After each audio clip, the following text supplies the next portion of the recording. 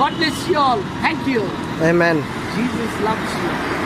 ఆశ్రయ దుర్గమా నా యేసయ్యా నవ జీవన మార్గమునా నన్ను నడిపించుమా ఊహించలేనే నీ కృపలేని క్షణమును కోపించుచుని వాత్సల్యము నాపై చూపినావే ఊహించలేనే నీ కృపలేని క్షణమును కోపించుచుని వాత్సల్యము నాపై చూపినావే ఆశ్రయ దుర్గమా నా యేసయ్యా నవ జీవన మార్గమున